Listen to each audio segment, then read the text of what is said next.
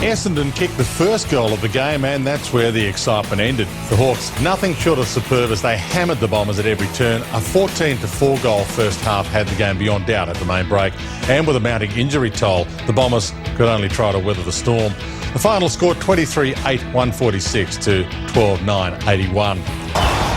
Efficiency in front of goal told the story of the first half. The Dogs converting when it mattered to be 34 points up at half-time. Though it was a similar story in the third quarter, there was an encouraging charge by the Suns in the fourth, but it was all too late. The Dogs getting their fifth win of the season with a 22-point victory, 17-8-110 to 13-10-88. Trailing by 16 points early in the first term, it seemed the inconsistent Demons were keeping to script, but they steadied and went into quarter time with a 20-point buffer. Richmond looked threatening at times, but the Demons answered every challenge, jumping into the top 8 with a 27-point victory, 17-16-118 to 13-13. The Lions with the ascendancy in the first half, leading by 8 points at quarter time and 11 at the main break, but Fremantle made the most of the third term, kicking 5 goals to 3 before holding the Lions scoreless in the fourth to run out winners by 23 points, 12-16-88 to 10-5-65.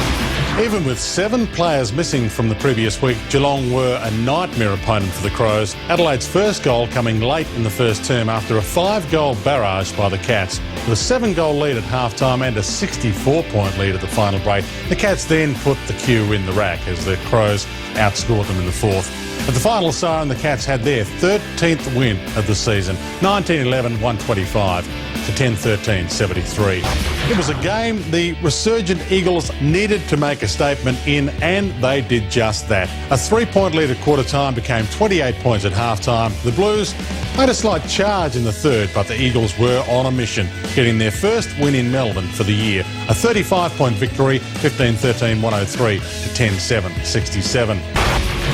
A frenetic opening term saw Port with a 3-point lead at the first break, and they still had their opponent's measure midway through the second before North Melbourne steadied and began to assert their dominance. A 6-goal-to-1 third term broke Port's will, and the Roos cruised to their 4th consecutive win, the first time they've won 4 on the trot since round 8, 2008. The final score 21-10-136 to 14-7-91. To the AFL ladder, Geelong still top, still undefeated. Collingwood, Hawthorn third, Carlton fourth, but those spots are up for grabs. The West Coast, Sydney Swans, Fremantle and Melbourne sneak into the top 8.